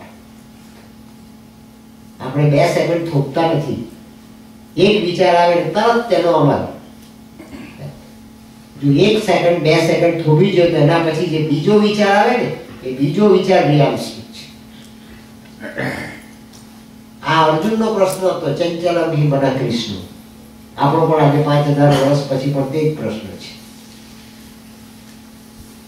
થોભી ગયો અને વિચાર કર્યો કે હું જાઉં પાછો. એને જોયું પેલો યુવાન ત્યાં જ ઉભેલો હતો. પ્રશ્નનો જવાબ મળ્યો ને તો એક ફેરી લે તો બીજો કોઈ તે ઉભો જ રહ્યો હતો. આવ્યો પાછો. બેટા, તું આટલો બધો તેજસ્વી યુવાન એ મને પ્રશ્ન પૂછ્યો અને મેં તો તારા પ્રશ્નનો જવાબ આપવાને બદલે આગળ હું ચાલી નીકળ્યો. પણ મારે એ જાણવું છે કે તે મને જ કેમ પ્રશ્ન પૂછ્યો. આ કલકત્તા શહેરના ફૂટપાથ ઉપર તો આ તે વખતે પણ કલકત્તા ઓવરક્રાઉડેડ હતું. આજે તો ઓવરક્રાઉડેડ છે. કોઈ બીજાને પ્રશ્ન પૂછવાને બદલે તે મને કેમ પૂછ્યો? કે વડીલ, આપની આંખમાં મને શ્રદ્ધાના દર્શન થયા.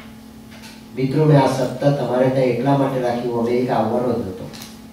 મેં ના પાડી કે મેં આટલા બધા દેશ જોયા, મેં આટલી બધી વખત એરપોર્ટની ઉપર દુનિયાના 2-3 કલાકમાં હોલ્ડ કરી હું થાકી ગયો. એટલે મેં ના પાડી દીધી હવે ક્યાંય અમેરિકા પણ નહીં જવું કે દુનિયાના કોઈ દેશમાં જવું. મનીષભાઈની પાત્રતા, મનીષભાઈની લાયકાત, મનીષભાઈની એસ્પિરેશન અને મનીષભાઈનું એક વિઝન જેને માતાજીએ ઓથેન્ટિકેટ કરેલું છે, એવું આ પાત્ર મને 84,000 પછી એક જ મળ્યું અત્યાર સુધી. અને એટલા માટે મેં આ તમારું અમેરિકા સ્વીકાર્યું. અને મને એનો આજે આનંદ છે કે આટલા બધી સંખ્યામાં યુવાન ડોક્ટર્સ એ આ સત્રમાં બેઠેલા છે. તેમાં બધી વાતનો સરવાળો મને મળે છે, એનો તાળો મને મળે છે. Experiment is an experiment if it leads to the sound conclusion of logic. તો તે એક્સપેરિમેન્ટ કહેવાય. ફેરિયાએ કહ્યું કે દીકરા, તે મને પ્રશ્ન પૂછવાનું કારણ શું? કે વડીલ, જ્યારે મેં તમારી આંખમાં જોયું ને, તમે પસાર થતા હતા, ત્યારે મને શ્રદ્ધાના દર્શન થયા. એટલે મેં આપને પ્રશ્ન પૂછ્યો. મિત્રો, પ્રશ્ન તેને જ પૂછાય જેની આત્મા આપણને શ્રદ્ધાના દર્શન થતા હોય. તો તેનો આત્મા આપણને જવાબ આપે. બુદ્ધિ તો ગમે તે જવાબ આપે, તર્ક ગમે તે જવાબ આપે, પોતાનું પુસ્તકીય જ્ઞાન ગમે તે જવાબ આપે, પણ જેનો આત્મા આંખમાં પ્રતિબિંબિત થતો હોય તે જ આપણા જીવનનો ઉકેલ લાવી શકે. પ્રશ્ન તેને જ પૂછાય. આનું ઉપનિષદ. ઋષિ મુનિના ઋષિઓને પ્રશ્ન પૂછેલા એ પોતાના ગુરુની આંખમાં એને શ્રદ્ધાના દર્શન થયેલા માટે પૂછેલા. તેમાંથી આ ઉપનિષદો રચાયા. કાલ્પનિક વાતો નથી આ. અને ફેરિયાએ જવાબ આપ્યો, મિત્રો, કે ભાઈ, મેં તો ભગવાન જોયો નથી બેટા, પણ કલકત્તા શહેરમાં હું સત્રા વેચવા જાઉં છું ત્યારે ઈશ્વરચંદ્ર વિદ્યાસાગર અને કેશવચંદ્ર સેન જેવા મૂર્ધન્ય વ્યક્તિઓના ઓટલા પર જ્યારે હું મારો ટોપલો ઉતારું છું ત્યારે એમના ગર્ભમાં થતી વાત મેં સાંભળી છે. શું સાંભળી છે? આવા વિદ્વાન વ્યક્તિઓ, આ શહેરની પ્રતિષ્ઠિત મૂર્ધન્ય વિભૂતિઓ, એના પારણે જ્યારે હું સંતરા વેચવા જાઉં છું અને મારો ટોપલો ઉતારું છું ત્યારે એના ઘરમાં થતી વાત મેં સાંભળી છે કે હુગલી નદીના સામા કિનારે દક્ષિણેશ્વરના આશ્રમમાં એક પૂજારી છે, અભણ. એ પૂજારીએ ભગવાન જોયો છે. એમ ઈશ્વરચંદ્ર વિદ્યાસાગર અને કેશવચંદ્ર સેનના ઘરમાં વાત થાય છે. Philosopher Carlyle, Euclid, Einstein, Dostoevsky, Shakespeare, રોલા, બર્નાર્ડ રસેલ, વાલ્મીકી, વ્યાસ, કાલિદાસ માત્ર સત્ય બતાવી શકે નહીં, ફેરીઓ પણ બતાવી શકે મિત્રો. અને એણે કહ્યું કે એના ઘરમાં વાત થઈ છે તે મેં સાંભળી છે. અને નરેન્દ્ર દત્ત અડી ગયા, એને તાળો મળી ગયો. પ્રોફેસર હિસ્પીએ જે વાત કરેલી એ વાત આ ફેરિયાએ પણ કરી. જીવનમાં જ્યારે આવું બને ને ત્યારે અમેરિકાનો સાયન્ટિસ્ટ તમારા ત્યાં જીવે છે આજે, ફ્રિટ્જોફ કાપરા કરીને. એ ફ્રિટ્જોફ કાપરાએ ટર્નિંગ પોઈન્ટ નામનો ગ્રંથ લખ્યો છે. આવો કોઈ વિચાર મળી જાય ત્યારે જીવનને ટર્નિંગ પોઈન્ટની પ્રાપ્તિ થાય. સ્વામી વિવેકાનંદને ટર્નિંગ પોઈન્ટ મળ્યું કલકત્તાના માર્કેટમાં. મારા પ્રોફેસરે વાત કરી એ આ ફેરિયાએ પણ કરી. અને રામકૃષ્ણને નો સામાન્ય પરિચય હતો નરેન્દ્ર દત્તને. ભજન ગાતા રામકૃષ્ણની મંડળીમાં સત્સંગમાં એ રામકૃષ્ણની આ હાઈટ હશે એવો અંદાજ ત્યારે પહેલી વખત આવ્યો કલકત્તાની ફૂટપાથ પર. અને સીધે સીધા નરેન્દ્ર દત્ત હુગલી નદીનો બ્રિજ પાર કરીને રામકૃષ્ણના ચરણમાં પહોંચ્યા. ઠાકોર બેઠેલા હતા પીપળાના ઝાડ નીચે, પગ પકડી લીધા. ઠાકોર, ત્યાં ભગવાન જોયો છે? જવાબ નહીં. બીજી વખત પૂછે, ઠાકોર ત્યાં ભગવાન જોયો છે? જવાબ નહીં. ત્રીજી વખત પ્રશ્ન પૂછો, ઠાકોર તે જવાબ ભગવાન જોયો છે? રામકૃષ્ણે આંખો બેટાને જોયો છે. શું વાત કરે છે? કે આ તું મને બતાવી શકીશ? જરૂર બતાવી શકીશ. હું તારી સાથે વાત કરું છું એવી મારી એની સાથે વાત કરાવી શકીશ? જરૂર કરાવી શકીશ. આ 19મી સદીનું વિજ્ઞાન છે. લાખો વર્ષ નથી થયા. રામકૃષ્ણના ચરણોમાં ઝૂકી ગયા. ઠાકોર બતાવ કે બેટા સમય આવશે. 2-3 મહિના થયા, પાછા આવ્યા. ઠાકોર ભગવાન બતાવી દે બેટા, સમય આવશે ત્યારે બતાવીશ. ઓર મહિનો ગોળ પાછા આવ્યા. એની તારાવેલી હતી જે અવસ્થાને શ્રી અરવિંદે એસ્પિરેશન નામ આપ્યું છે. બોડીની જ્યોમેટ્રી આ એસ્પિરેશન થી શરૂ થાય છે.